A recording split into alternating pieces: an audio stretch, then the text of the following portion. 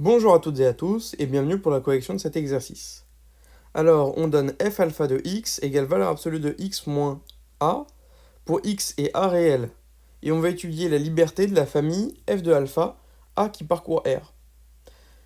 Alors là, vous allez me dire, oui, mais la liberté, normalement, c'est la somme de i égale 1 à n des lambda i avec certains éléments.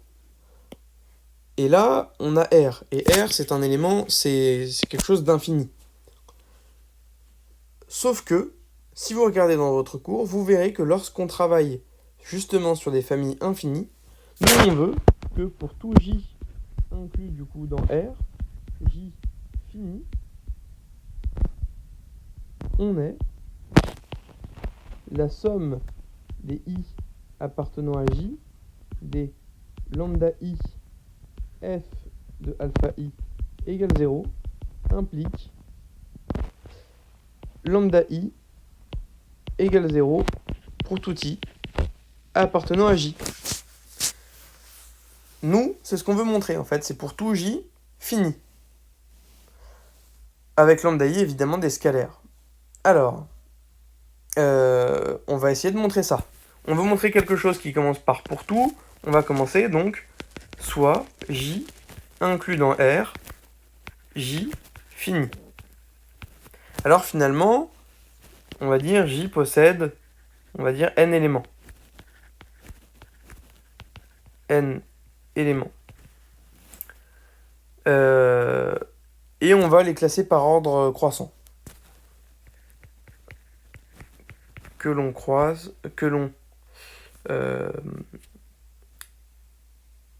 J possède donc n éléments et on va les ordonner, que l'on ordonne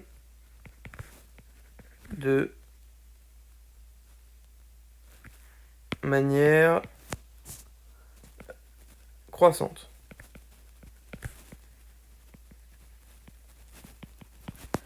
Donc finalement, J égale A1, J égale A1, etc. jusqu'à AN. Donc nous, on veut la somme des i appartenant à J, des lambda i, f de alpha i, qui vaut 0. Finalement, plutôt que de mettre un a, je vais plutôt mettre des j, pour pas qu'il y ait de confusion. J égale J1, etc. jusqu'à Jn. Donc finalement, nous, on veut la somme de i égale 1 à n des lambda ji f de alpha ji égale 0. Et on veut voir ce que ça implique sur notre famille des lambda. Alors, on va modifier ça. Alors attention, ici, nous, on a une fonction ici. Donc là, évidemment, c'est... J'écris 0 par abus de langage, mais en fait, c'est la fonction qui, à x, associe 0, la fonction nulle. En fait, c'est parce que c'est le 0 de l'ensemble des fonctions continues. Alors, je continue. Ce que je vais faire, c'est que je vais séparer ma somme en deux. La somme de i égale 1 jusqu'à n-1 des lambda ji, valeur absolue. On veut finalement pour tout x appartenant à R, valeur absolue de x moins alpha ji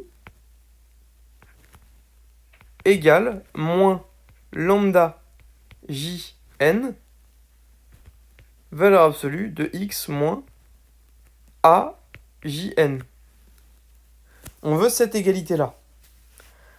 Alors, on veut voir si cette chose-là va pas nous aider à montrer que les lambda j sont nuls. On veut ça pour tout x puisqu'on a notre égalité de fonction. On se rend compte de quoi? On se rend compte que ça va être une fonction qui va pas être dérivable. Alors si on ne prend pas le lambda jn, juste ça va pas être dérivable en alpha jn. Or, tout cela, comme à chaque fois alpha jn est strict, notre nombre ajn, il est tout le temps plus petit que Jn, finalement, plus tout le temps différent, on va voir que ça va être tout le temps dérivable. Dérivable en AJN. À droite, on a quelque chose de pas dérivable en AJN. À gauche, quelque chose de dérivable en AJN. On en déduit donc qu'il faut que lambda Jn égale 0.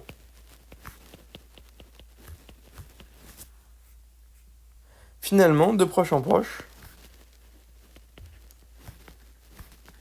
puisque maintenant que j'ai montré que lambda Jn égale 0, je peux montrer de la même manière en séparant ma somme de i égale 1 par exemple jusqu'à n-2, des lambda ji, valeur absolue de x moins a ji, égale moins lambda jn-1, valeur absolue de x moins a jn-1. Je peux séparer ma somme comme ça. Et de la même manière, je vais montrer que jn-1 égale 0, etc., etc. Donc, de proche en proche, lambda J1 égale, etc., etc., égale lambda Jn égale 0. Et finalement, ma famille de fonctions est libre. Oui, est libre. Donc là, on a vu une manière un peu différente de le montrer ça. Déjà, parce que ici, R, c'est un ensemble infini. Et ensuite, puisque on n'a pas fait des calculs, on a fait des choses un petit peu plus abstraites. En montrant finalement l'égalité entre deux choses, mais une égalité qui ne peut pas être, puisqu'on aurait à droite quelque chose qui a une propriété égale à quelque chose qui ne conserve pas cette propriété. Donc ça, c'est quelque chose qui arrive souvent, et on utilise par exemple ça pour montrer que une famille de polynômes de degré 2 à 2 disjoints est libre. Donc je vous laisse par exemple chercher ça en exercice, et on le corrigera.